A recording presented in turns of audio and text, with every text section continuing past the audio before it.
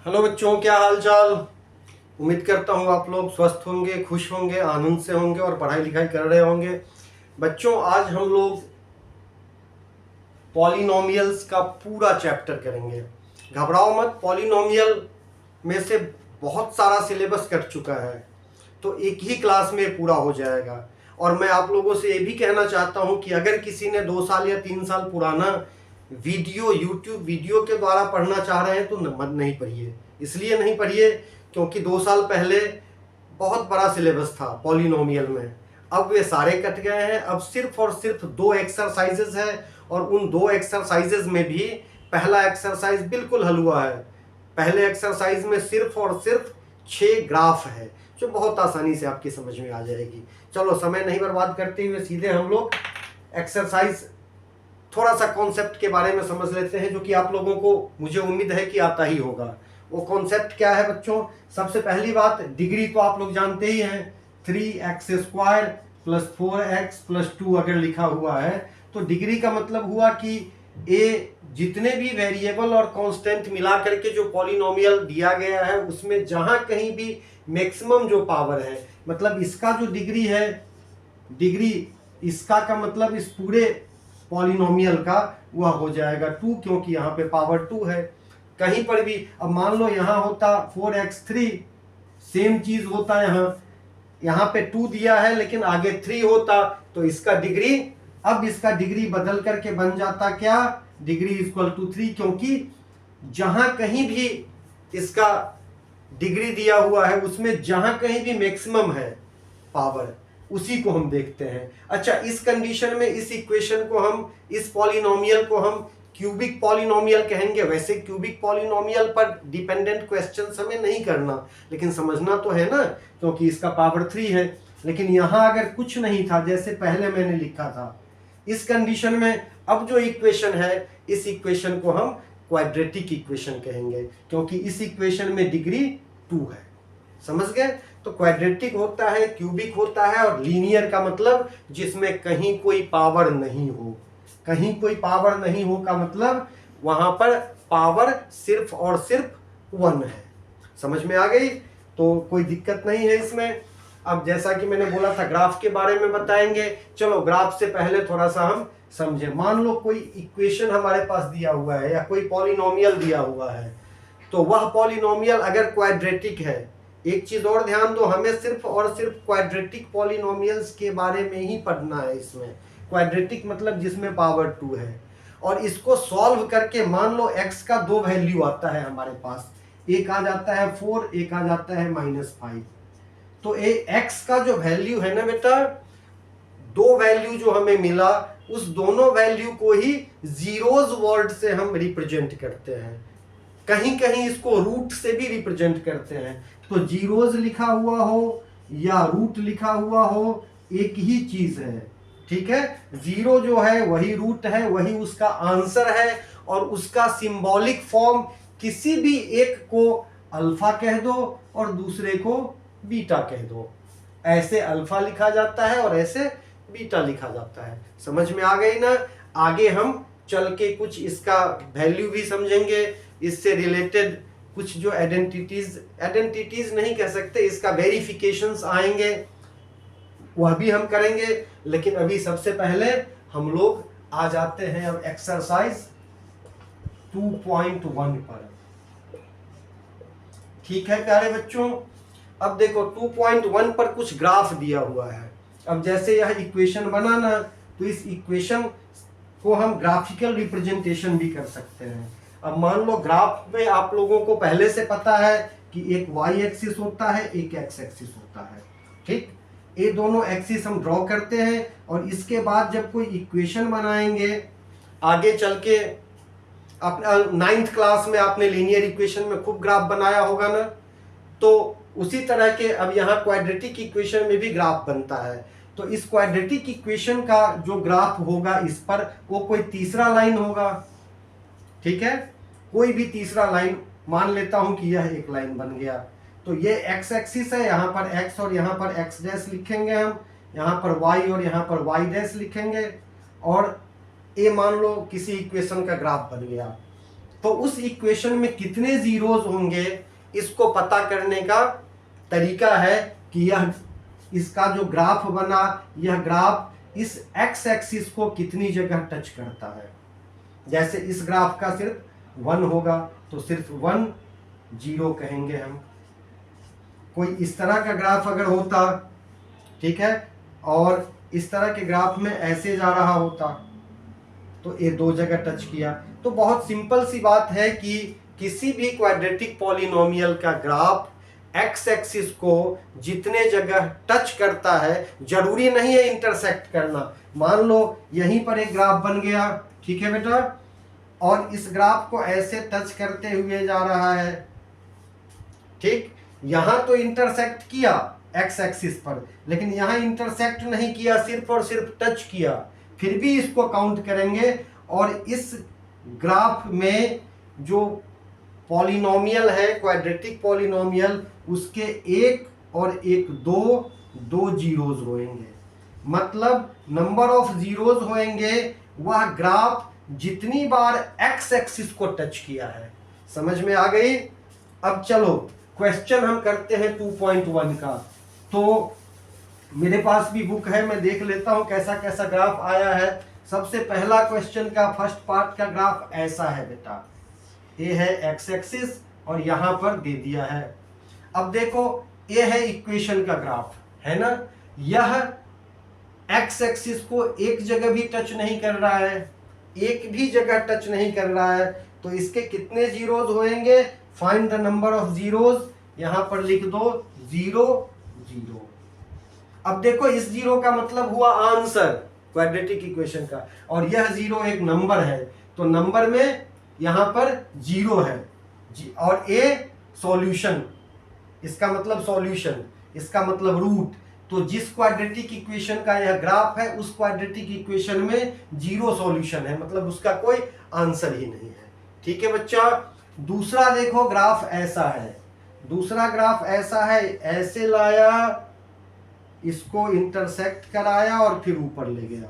ठीक है, तो हमें सिर्फ और सिर्फ एक्स एक्सिस देखना है बच्चों। एक्स एक्सिस यह है ना, एक्स एक्सिस को एक जगह इंटरसेक्ट किया तो 1 0। ठीक, तीसरा पार्ट देखो, फर्स्ट क्वेश्चन के फर्स्ट पार्ट ये था, सेकेंड पार्ट ए था, थर्ड पार्ट ए हो रहा है। अब यहां भी एक एक्स एक्सिस एक वाई एक्सिस थर्ड पार्ट में, और इसको ऐसे लाया है जी और ऐसे ले गया है, यही है ना। तो ऐसे लाया ऐसे ले गया, तो नंबर ऑफ जीरोज काउंट करो एक्स एक्सिस पर, 1 बार 2 बार 3 बार इंटरसेक्ट किया, तो इसके 3 जीरोज होंगे। क्या कोई डिफिकल्टी है इसमें? नहीं ना बच्चों, इसके 3 जीरोज होंगे। अब फोर्थ पार्ट देखो, फोर्थ पार्ट में भी हमने वाई एक्सिस बनाया, एक्स एक्सिस बनाया, और ए इसका ऐसे है, करेक्ट। हमने सिर्फ एक्स एक्सिस देखना है, एक्स एक्सिस में 1 बार और 2 बार टच किया है इसने, तो इसके 2 जीरोज है प्यारे बच्चों। फिफ्थ पार्ट में देखो, कोई कहीं भी कोई डिफिकल्टी नहीं है, करेक्ट। एक ऐसे लाया, फिर यूं किया, फिर ऐसे आ गया, यही है ना फिफ्थ पार्ट। तो यहाँ पर number of zeros x axis को कहाँ कहाँ इंटरसेक्ट किया, 1 यहाँ, 2 यहाँ, 3 यहाँ, चौथा यहाँ, तो इसमें 4 जीरोज होंगे। कितने जीरोज होंगे? 4। आपने अपनी कॉपी में या एग्जामिनेशन में यह ग्राफ नहीं बनाना है, मैं इसलिए ग्राफ बना देता हूं क्योंकि अगर आप YouTube पे देख रहे हो, तो जब YouTube पे देख रहे हो जरूरी नहीं है ना कि आपके आगे में बुक खुली हुई हो। जब आप क्लास में पढ़ते हैं तो बुक खुली हुई होती है, अभी आपके पास बुक नहीं है, तो इससे थोड़ी सी सहायता हो जाएगी आपको, इसलिए मैं यह ग्राफ ड्रॉ कर करके दिखाता हूं जो इसमें दिखाया हुआ है। अब देखो यहाँ पर सिर्फ 1 बार टच किया है, फिर यहाँ गया, फिर टच किया, फिर यहाँ गया, ऐसा है कुछ ग्राफ इसमें। यह एक्स एक्सिस है ना प्यारे बच्चों, यह एक्स एक्सिस है। इस एक्स एक्सिस को ग्राफ जो है 1 बार टच कर रहा है, 2 बार टच कर रहा है, 3 बार टच कर रहा है, सिर्फ जरूरी नहीं है कि इंटरसेक्ट करे, तो इसके 3 जीरोज हो जाएंगे। ठीक है प्यारे बच्चों, बस यही था एक्सरसाइज 2.1। अब हम लोग करेंगे एक्सरसाइज 2.2। तो मेंटली तैयार हो जाओ, मेंटली प्रिपेयर हो जाओ।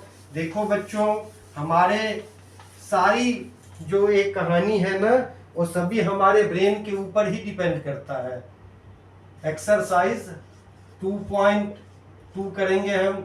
हाँ, तो मैं जो कह रहा था कि हर चीज हमारे ब्रेन के ऊपर डिपेंड करता है कि हम किसी चीज को कितना पोलाइटली लेते हैं। जिस चीज को पोलाइटली लेते हैं वो बहुत आसान हो जाता है, जिसको नहीं लेते वो डिफिकल्ट हो जाता है। मैं बार बार क्यों कहता हूं कि maths is the best game, but you should know how to play it properly. सबसे अच्छा खेल गणित का खेल है, लेकिन आपको सही तरीके से खेलना आना चाहिए। मान लो अगर आप क्रिकेट के बहुत बहुत अच्छे खिलाड़ी हो, लेकिन अनबने ढंग से खेल रहे हो, ध्यान नहीं है, कंसंट्रेशन नहीं है, तो वहां भी बॉल उछल के नाक टूटने की संभावना होती है ना, सर फटने की संभावना होती है ना। तो कंसंट्रेशन जरूरी है।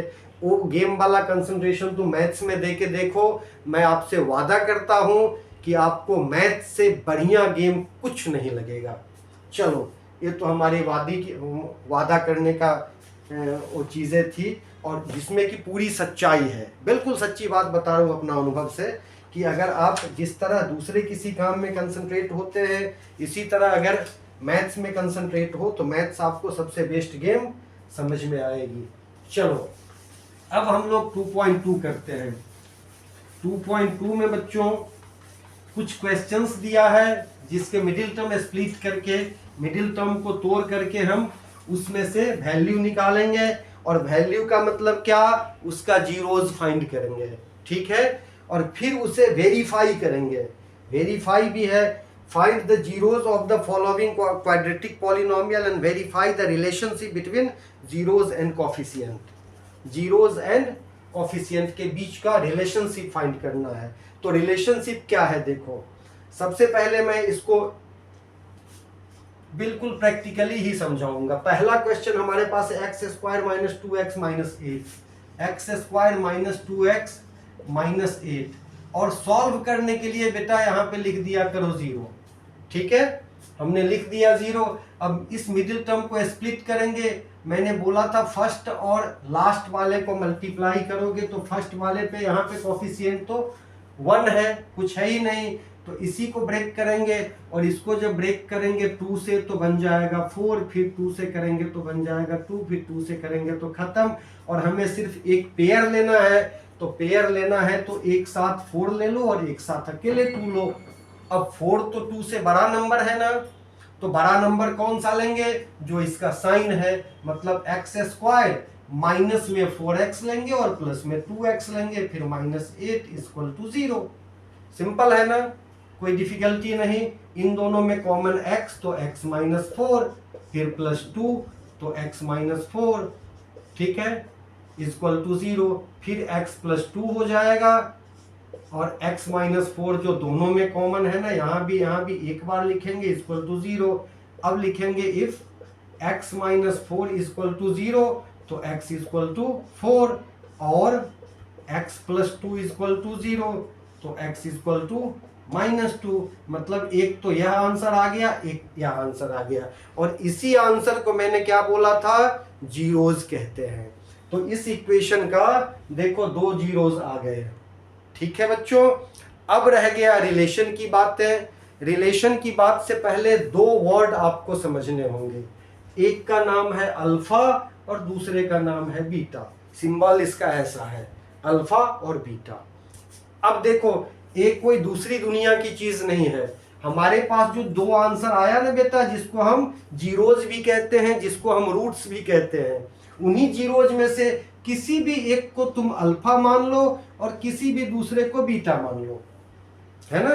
यह भी अल्फा हो सकता है, यह भी बीटा हो सकता है। किसी एक को अल्फा, मतलब alpha is one of the 0, beta is another 0। That's all clear. I don't feel you have any problem to understand about it. So any of the 0 is called alpha and other 0 is called beta. That's fine. अब इसका relation क्या है, ध्यान दीजिए। अब relation है बेटा, alpha plus beta जो है वो होता है minus b by a, minus b by a. अब क्वेश्चन आता है बी क्या है।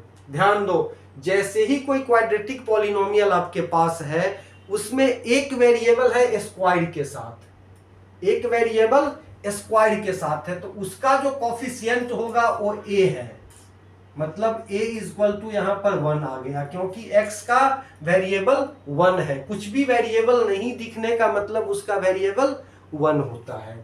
नॉर्मल बिना किसी पावर के जो हमारे पास वेरिएबल है उसकी जो कॉफिशिएंट है उसको b कहते हैं, मतलब b इक्वल टू 2। और तीसरा जो नंबर है जो ऑलरेडी कांस्टेंट नंबर है, वेरिएबल नहीं है, तो जो कांस्टेंट नंबर है उसको c कहते हैं। यहां c इक्वल टू -8 हो गया।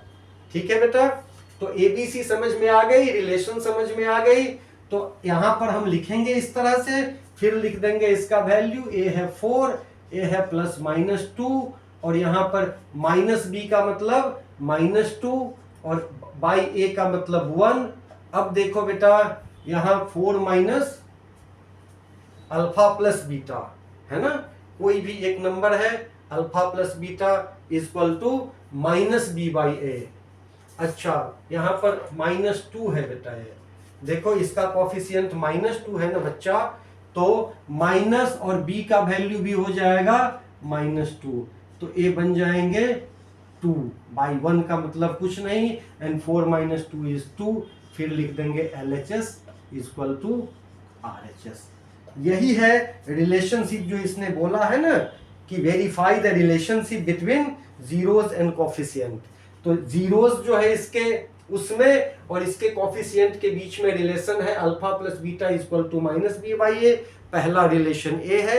एक और भी रिलेशन है, दूसरा क्या है, alpha into beta equal to c/a। ये तो प्रूफ हो गया, फिर इसे प्रूफ करो। अल्फा इंटू बीटा का मतलब 4 इंटू -2 इक्वल टू बोला है माइनस, अब यहां माइनस नहीं है, b/a में -b/a था, लेकिन यहां पर सीधे c/a है बच्चा। तो c हमारे पास है -8 और a है 1, a बन गया -8 इक्वल टू -8, यहां भी LHS इक्वल टू RHS। ठीक है, बस हमारा कंप्लीट हो गया। पहले हम इसका वैल्यू फाइंड करेंगे, फिर अल्फा बीटा डालेंगे, फिर पहला रिलेशन दिखाएंगे, इसके बाद दूसरा रिलेशन दिखाएंगे। समझ गए ना मिसाइल टेक्नोलॉजी? ऐसा कुछ था क्या? नहीं ना, बहुत इजी है, इसमें कोई मिसाइल टेक्नोलॉजी तो है नहीं, कोई बहुत ज्यादा डिफिकल्ट समझना है ना बच्चों? तो इसी तरह चलो अब अगला क्वेश्चन हम करते हैं। इसी का बहुत आसानी से होता चला जाएगा, बिल्कुल ही मक्खन है ये चैप्टर। और जो थोड़ा बहुत डिफिकल्टी था वो NCERT वालों ने पता नहीं क्यों कटवा दिया, तो ये चैप्टर बहुत ही आसान हो गया है। लेकिन बच्चों इसका कॉन्सेप्ट आसान हो गया है, क्वेश्चन में थोड़ा सा घुमा घुमा के पूछते हैं। तो जब ये पूरा चैप्टर हो जाएगा, इसकी डिफिकल्टी लेवल हम लोग करेंगे, तो डिफिकल्टी लेवल में जितने भी तरह के क्वेश्चन है वो सारे हम लोग करेंगे। आओ अब इसका सेकेंड पार्ट की तरफ देखते हैं।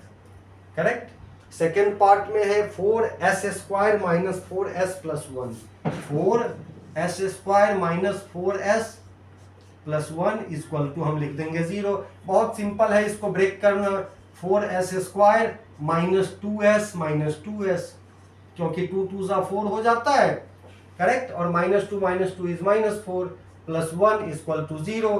अब यहाँ पे 2s ले लिया कॉमन, इसमें से 2s गया तो 2s बचा, ये 2s था ही जो ले लिया कॉमन, तो -1 बचा सिर्फ। इन दोनों में बस -1 करो जिससे कि इन दोनों का साइन अंदर में बदल जाए, 2s बन जाए प्लस और a 1 बन जाए माइनस, करेक्ट ना।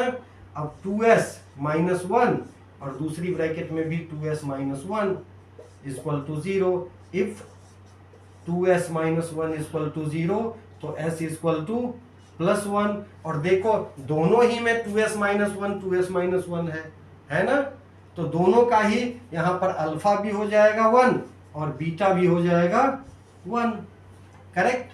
फिर यहाँ पर आप क्या लिखेंगे, verification, alpha plus beta equal to -b/a।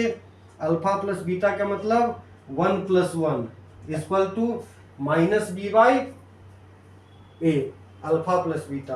बेटा थोड़ी सी गड़बड़ क्या हुई यहाँ पे, 2s इक्वल टू 1, तो 2s माइनस 1 इक्वल टू 0, तो 2s equal to 1, s equal to 1/2, correct. तो यही है अल्फा, और 1/2 ही हो जाएगा बीटा भी है, s इक्वल टू 1/2, तो 1/2 हो रहा था ये, ठीक है, 1/2। a माइनस भी है तो -4/4। अब इसको जब ऐड करेंगे तो 2 ले लिया, 1 + 1, और a है 4/4, 1 + 1 इज 2/2 इक्वल टू 4/4। क्यों? क्योंकि 1 equal to 1, LHS equal to RHS। हो गया ना, बस इसको इक्वल प्रूफ कर देना है हमने, ठीक है प्यारे बच्चों। तो ये इक्वल प्रूफ हो गया। अब हम आगे दूसरा वाला यूज करेंगे, alpha into beta equal to C/A, and alpha into beta is 1/2 into 1/2। सी हमारे पास देखो यहाँ पर C क्या है, 1 है, तो 1 लिख दिया, और बाई A है 4, तो 4 लिख दिया, यहाँ भी 1/4 equal to 1/4, so LHS equal to RHS। Simple, बस इसी तरह करना है, एक बार सॉल्व करना है, अल्फा बीटा का आंसर लाना है, और जब आंसर आ गया तो फिर इसको हमने यहाँ पे दिखा देना है, जो हमारे पास रिलेशन है उस रिलेशन के आधार पे कोफिशिएंट और इसके जीरोस के बीच में। ठीक है बच्चों, मिटाऊं, तीसरा करते हैं अब।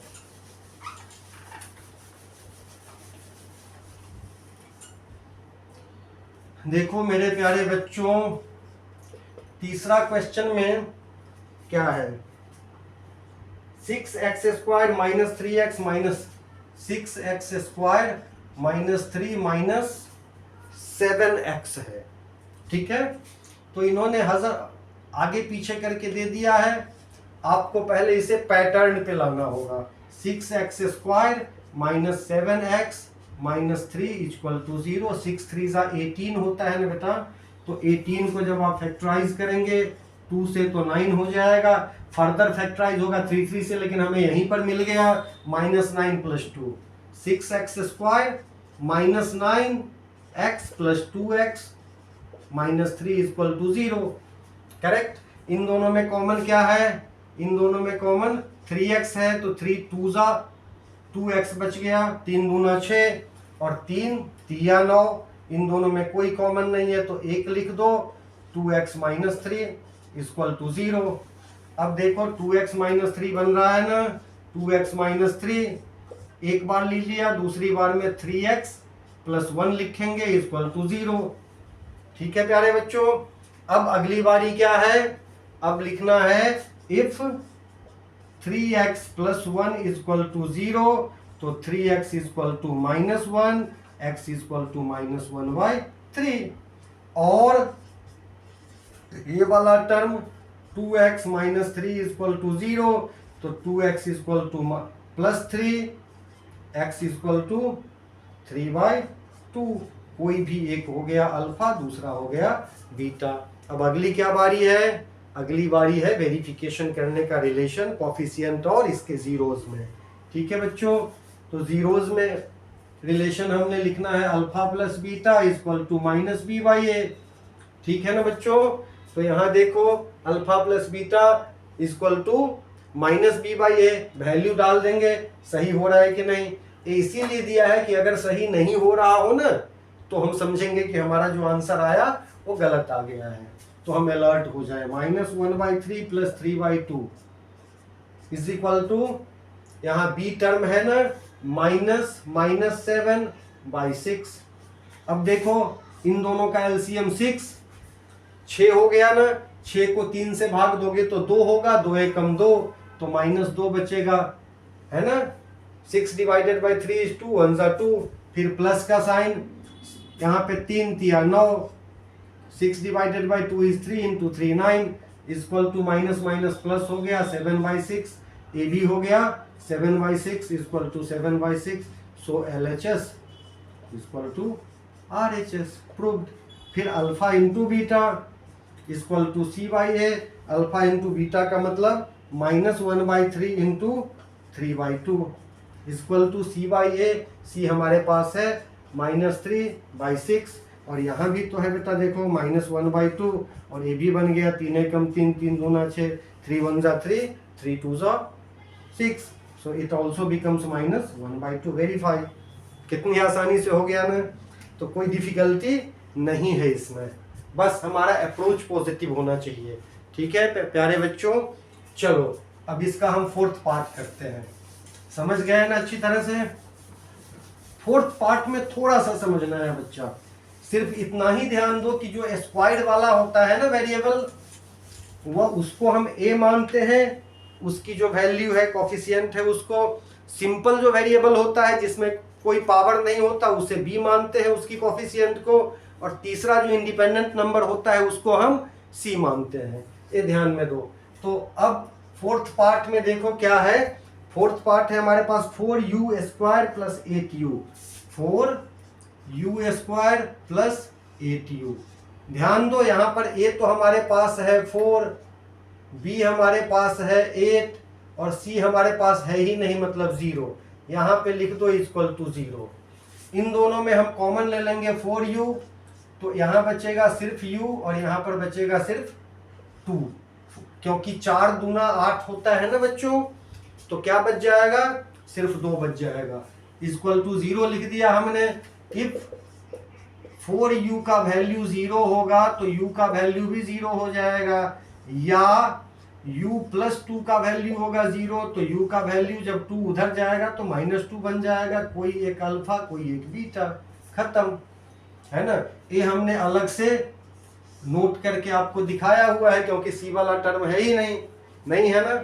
अब ध्यान दो, alpha plus beta equal to -b/a है ना।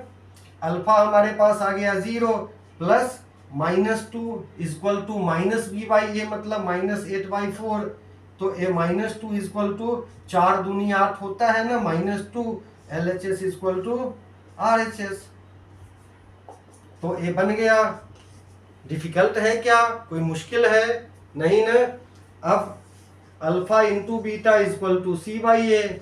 अल्फा इंटू बीटा का मतलब क्या हुआ बच्चा, 0, और इंटू बीटा का कुछ भी वैल्यू हो क्या फर्क पड़ता है, लेकिन है क्या, -2 इक्वल टू c/a 0/4। तो ए भी हो गया 0, ए भी हो गया 0, क्योंकि 0 को किसी भी नंबर से मल्टीप्लाई करोगे 0 ही होगा, और 0 को किसी भी नंबर से डिवाइड करोगे 0 डिवाइडेड बाय एनी नंबर, ये भी 0 होगा। तो यहाँ भी LHS इक्वल टू RHS। ठीक है, कंप्लीट। फोर्थ पार्ट हो गया बच्चों। सारे क्वेश्चन कराऊंगा, बिल्कुल भी चिंता मत करो। जैसा हमने प्रॉमिस किया कि NCERT का तो एक भी क्वेश्चन नहीं छोड़ना। हाँ, उसके बाद जो अदर बुक्स की जो क्वेश्चंस लेंगे ना डिफिकल्टी लेवल, उसमें थोड़ा सा हम लोग सेलेक्टिव हो जाएंगे, बट सिलेबस पूरा चलेगा बच्चों। अब हम लोग फिफ्थ पार्ट करेंगे। फिफ्थ पार्ट है t² - 15, t² - 15 इक्वल टू 0। ध्यान दो, अब यहाँ पर a वाला तो 1 हो गया, क्योंकि t² का कोफिशिएंट कुछ नहीं है, का मतलब 1 है। b वाला टर्म हमारे पास नहीं दिया है बेटा, क्योंकि b क्या होता है, b वाला टर्म हमने बताया कि वो भी वेरिएबल ही होता है, लेकिन स्क्वायर्ड के साथ नहीं होता, और c वाला होता है कांस्टेंट नंबर। तो ये 15 जो है ना, -15, ये c है। ठीक है बच्चों। अब यहाँ t², ये जब -15 उधर चला जाएगा तो +15 हो जाएगा 0 के साथ, तो t का वैल्यू क्या होगा, 15 का रूट। अब एक चीज बताओ, थोड़ा कॉन्सेप्ट की बात है, नहीं छोड़ सकता। 2 का स्क्वायर कितना है बेटा, तो आप कहोगे 4, क्या पूछ रहे हो सर, ये तो बहुत इजी है। अब मुझे एक बात बताओ, -2 का स्क्वायर क्या होता है, सर ये भी 4 होता है, -2 इंटू -2 इज 4। तो 4 का जब हम रूट लिखेंगे ना, तो 2 लिखो या -2 लिखो, है ना क्वेश्चन। अब आप एग्जैक्ट मैथमेटिक्स पे आ जाइए, तो इसका अगर हम सिर्फ 2 लिख देंगे ना, तो ये आंसर गलत तो नहीं होगा, लेकिन इनकम्प्लीट हो जाएगा। इसीलिए क्योंकि 2 का स्क्वायर भी 4 है, -2 का स्क्वायर भी 4 है, इसका मतलब 4 का रूट +2 भी और -2 भी। समझ रहे हो ना। तो जो भी रूट में आ रहा है ना बच्चा, so t is equal to +15 भी और t is equal to root में -15 भी। ठीक है, ये ध्यान रखना, नहीं तो दूसरा रूट ही नहीं मिलेगा। ठीक, तो कॉन्सेप्ट बिल्कुल क्लियर होना चाहिए। अब देखो हम क्या करेंगे, alpha plus beta equal to -b/a। Alpha plus beta मतलब √15 और -√15 और -b/a का मतलब 0/1। तो a भी 0 LHS इक्वल टू RHS। फिर alpha into beta equal to c/a। Alpha into beta का मतलब यहाँ भी √15 इंटू -√15 इक्वल टू c है बेटा -15 और /1। अब देखो रूट यहाँ जो है ना दोनों का, तो दोनों का रूट भी है और 2 बार मल्टीप्लाई भी हो रहा है, तो खत्म हो जाएगा √², लेकिन साइन ए नेगेटिव ही रहेगा बच्चों। और यहाँ भी -15 LHS equal to RHS। Proved हो गया ना। तो ये 5th पार्ट था। अब बस एक पार्ट और बचा है और वे और भी हलवा क्वेश्चन है, बिल्कुल सिंपल क्वेश्चन है। ये 6th पार्ट देखो प्यारे बच्चों, ये है 3x² - x - 4। 3x² - x - 4 equal to 0। -x का मतलब -1x। तो 3 4 जा 12 है, यहाँ भी 4 3 जा 12 कर दो और बड़ा नंबर को नेगेटिव लो। 3x² - 4x + 3x - 4 equal to 0। Simple है ना, कोई मुश्किल है इसमें? नहीं ना। अब यहाँ पर हम x सिर्फ कॉमन ले पाएंगे, क्योंकि 3 और 4 के बीच में तो कोई कॉमन है ही नहीं, तो सिर्फ x कॉमन होगा। यहाँ बच जाएगा 3x, यहाँ पे बचेगा -4 प्लस इन दोनों में 1 ही कॉमन होगा, 3x - 4 इक्वल टू 0। तो पहले ये बन गया 3x - 4 पहली ब्रैकेट में और दूसरी ब्रैकेट में यहाँ से x और यहाँ से +1 0। ठीक है, अब क्या लिखेंगे बच्चों?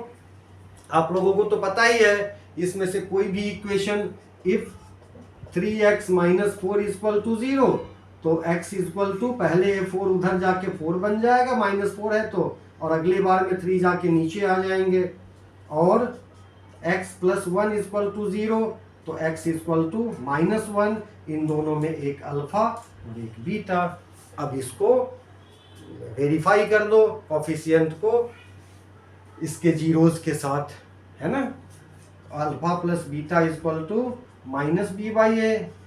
तो अल्फा प्लस बीटा का मतलब 4/3 प्लस -1 इक्वल टू -b/a का मतलब यहाँ पर -1/3। और इसको भी जब सॉल्व करेंगे हम तो ये 3 बन गया। ठीक है, ये 4 ही रहेंगे और इसको सीधे मल्टीप्लाई कर देंगे इसके साथ। ठीक है बच्चों, तो -3 यहाँ पे 1/3 माइनस कैंसिल हो गया, यहाँ भी 4 - 3 इक्वल टू 1/3, यहाँ भी 1/3। सो LHS इक्वल टू RHS। ये तो हो गया अल्फा प्लस बीटा। और अगले स्टेप में यहाँ पर थोड़ा सा रह गया इनकम्प्लीट, यह alpha into beta equal to c/a। तो अल्फा इंटू बीटा का मतलब क्या हुआ, 4/3 इंटू -1 इक्वल टू c/a मतलब -4/3। तो ये भी इसके साथ मल्टीप्लाई, -4/3 इक्वल टू -4/3। तो LHS इक्वल टू RHS। है ना बच्चों, कुछ डिफिकल्ट है क्या इसमें? नहीं ना। तो सारे अपने आप ही सॉल्व होता चला जा रहा है बड़ी आसानी से। हमारा बस अप्रोच पॉजिटिव होना चाहिए, और जब हमारा अप्रोच पॉजिटिव है तो क्वेश्चन कुछ भी डिफिकल्ट नहीं है इसमें। ठीक है बच्चों, अब इसका सेकंड क्वेश्चन करते हैं। अब देखो, फर्स्ट क्वेश्चन में आपके पास क्वाड्रेटिक पॉलिनोमियल दिया हुआ था बच्चा, हम इसका जीरोस फाइंड करते थे। अब इसमें जीरोस दिया हुआ होगा तो क्वाड्रेटिक इक्वेशन फाइंड करेंगे। कैसे करेंगे ध्यान दो। जब हमारे पास जीरोस दिया हुआ हो ना बच्चा, तो सबसे पहले हम इसको अल्फा प्लस बीटा कर देंगे, ऐड करके ले आएंगे जितना भी है। ठीक है, जीरोस दिया हुआ हो और फिर क्वाड्रेटिक पॉलिनोमियल लाना हो तो पहले जीरोस को ऐड करेंगे, इसके बाद जीरोस को मल्टीप्लाई करेंगे अल्फा इंटू बीटा। ठीक है, तो पहले ऐड करेंगे, इसके बाद मल्टीप्लाई करेंगे जितना भी हुआ। लेकिन कभी कभी क्या होता है बेटा, जीरोज के एडिशन और मल्टीप्लिकेशन दिए होते हैं, लिख देते हैं sum of the zeros and product of the zeros, तब फिर हमें उन दोनों को ऐड नहीं करना पड़ता, जैसे आपके बुक में दिया हुआ है। अब क्वाड्रेटिक पॉलिनोमियल बनाने का जो हमारे पास फॉर्मूला है बेटा, वो है x square minus sum of the zeros x plus product of the zeros alpha into beta, correct, equal to 0। इस तरह करेंगे हम। और आपकी बुक में मैंने कहा ना कि ये मल्टीप्लाई करके दिया हुआ है और यहाँ ऐड करके दिया हुआ है, क्योंकि सम और प्रोडक्ट दिया हुआ है। तो आप सीधे लिखेंगे x square minus alpha plus beta का वैल्यू दिया है 1/4 एक्स, फिर plus alpha into beta equal to -1 equal to 0 कर दो। अब यहाँ पर ले लो एलसीएम 4, इसको जिसके नीचे में कोई डिनोमिनेटर नहीं हो उसको सीधे एलसीएम से मल्टीप्लाई कर देते हैं। ये 4x स्क्वायर माइनस ए बन गया 1x, माइनस ए बन गया, यहाँ भी सीधे मल्टीप्लाई कर देंगे 4 इक्वल टू 0। तो 4x square minus x minus 4 equal to, इस 4 को उधर ले जाके मल्टीप्लाई करोगे तो 0 के साथ मल्टीप्लाई होगा तो 0 ही हो जाएगा। सिंपल सी बात है। इतना लिखने के बाद ध्यान दो, हमें सिर्फ और सिर्फ क्वाड्रेटिक पॉलिनोमियल लिखना है बच्चा। तो क्वाड्रेटिक पॉलिनोमियल का मतलब ये जो इक्वल टू 0 लिखा है ना हमने अपनी सुविधा के लिए, क्योंकि यहाँ 4 हो गया था, उधर ले जाके मल्टीप्लाई करेंगे 0 हो जाए, अपनी सुविधा के लिए। लेकिन क्वाड्रेटिक पॉलिनोमियल जब फाइनल आंसर लिखेंगे तो उसमें से इसको हम हटा देंगे। क्या लिखेंगे? So quadratic polynomial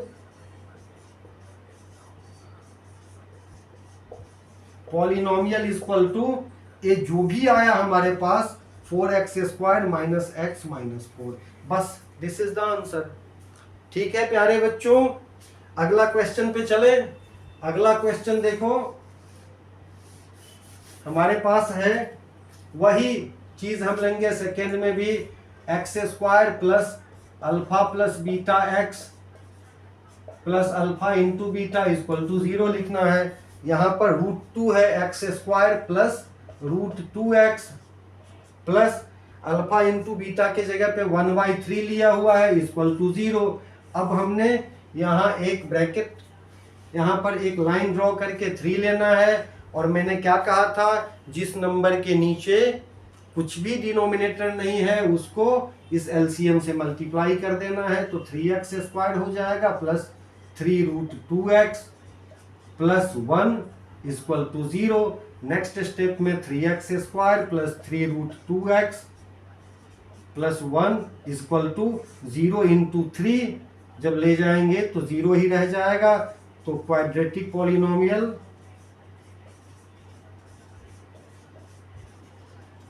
is equal to 3x square plus 3√2x plus 1, खत्म। अब फाइनल आंसर में आप इक्वल टू 0 नहीं लिखना है। समझ में आ रही है?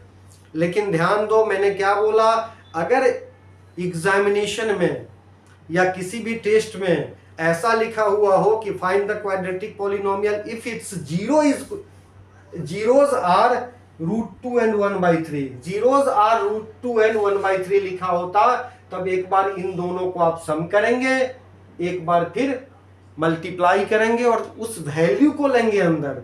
आपके एनसीईआरटी में जीरोज नहीं दिया है, आपके खूब ध्यान से समझ लो, एनसीईआरटी की जो बुक है उसमें sum of the zeros and product of the zeros दिया हुआ है। मतलब कि सम करके उसका आंसर दिया है और प्रोडक्ट भी करके आंसर दिया हुआ है। सिर्फ जीरोज होता तो हमें सम और प्रोडक्ट करना होता, लेकिन सम प्रोडक्ट करके दिया है तो डायरेक्ट लेना है। समझ में आ रही है बात? बहुत अच्छा, बहुत अच्छे बच्चे, गुड। तो अप्रोच के साथ समझिए तो बहुत ही इजी है यह क्वेश्चन। चलो थर्ड क्वेश्चन करते हैं मेरे प्यारे बच्चों। थर्ड क्वेश्चन में भी वही x square plus sum of the root x plus product of the root equal to 0। अब देखो यहाँ पे सम ऑफ द रूट तो 0 दिया हुआ है, x square plus 0x plus product में दिया हुआ है √5।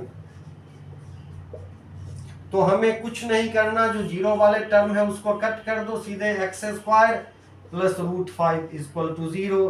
तो quadratic polynomial x square plus root 5 answer. बस इतना सा करना है। फोर्थ पार्ट भी इसी तरह, क्योंकि सारे पार्ट्स ऐसे ही है। X square plus alpha plus beta, a formula सब में लिखना है, x alpha into beta equal to 0।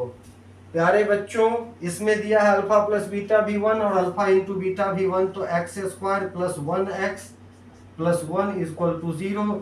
अगले स्टेप में एक्स स्क्वायर प्लस 1x लिखना कोई लॉजिक नहीं बनता, तो 1 को हटा दो, सीधे लिख दो x plus 1 equal to 0। So quadratic polynomial equal to x square plus x plus 1 answer. Simple है ना, कहीं कोई समस्या नहीं, सबको इसी फॉर्मूले पे रखना है। पांचवा पार्ट देखो मेरे प्यारे प्यारे बच्चों, 1/4 माइनस 1/4 एंड 4 दिया हुआ है। X square minus sum of the root, x square minus sum of the root plus product of the root.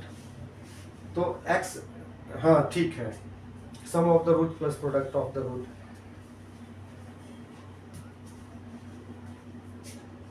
यहाँ पर माइनस है और इसका वैल्यू माइनस के साथ साथ भी माइनस था, इसलिए ये प्लस हो गया, है ना। यहाँ भी माइनस है लेकिन ये 0 था तो प्लस हो गया। X square minus sum of the root alpha plus beta x plus alpha into beta equal to 0। Correct. अब सम ऑफ द रूट्स है यह, तो x square and minus sum of the roots दिया है minus 1/4 x plus alpha into beta का value है 1/4 equal to 0। LCM ले लो, LCM 4, यहाँ पे कुछ नहीं है तो 4x स्क्वायर हो जाएगा, ये माइनस माइनस प्लस हो जाएंगे बेटा, 1x plus 1 equal to 0। Next step में 4x square plus x plus 1 equal to 0, क्योंकि 4 इधर जाके मल्टीप्लाई होगा तो 0 ही रह जाएंगे। ठीक है, तो इस तरह से सारे सम्स हम इस फॉर्मूला पे करेंगे। छठे क्वेश्चन में भी लिखेंगे x square minus sum of the root x plus product of the root alpha into beta equal to 0। ठीक है प्यारे बच्चों, और इसमें है sum of the root 4 and product of the root 1, तो हम लिखेंगे x square minus 4x plus 1 equal to 0। कुछ भी नहीं है इसमें, तो सारी चीज़ें दिया हुआ ही था। तो प्रॉपर अप्रोच के साथ, एक पॉजिटिव अप्रोच के साथ आप पढ़ाई करते हैं तो पढ़ाई से आसान कोई काम है ही नहीं बच्चों। मैं आशा करता हूँ आप भी बहुत अच्छी तरह पढ़ रहे होंगे, और साथ ही साथ अगर आपको अच्छा लग रहा होगा, आपको इंटरेस्ट आ रहा है और कॉन्सेप्ट भी समझ में आ रही है, तो मेरी रिक्वेस्ट ले लो कि अपने तरह अपने दोस्तों को भी बताओ, क्योंकि ज्ञान बांटने से ही बढ़ता है। तो उनको भी बताएं, वे भी पढ़ें, वे भी समझें इस तरह से। तब तक के लिए मिलते हैं फिर किसी नए वीडियो के साथ। अब शायद अगला चैप्टर लीनियर इक्वेशन करेंगे हम लोग। ठीक है बच्चों, तब तक खुश रहो, आनंद से रहो, मज़े में रहो, अच्छी तरह पढ़ाई करते रहो, इम्प्रूव करते रहो। तब तक के लिए पुनः जय हिंद, जय भारत, वंदे मातरम।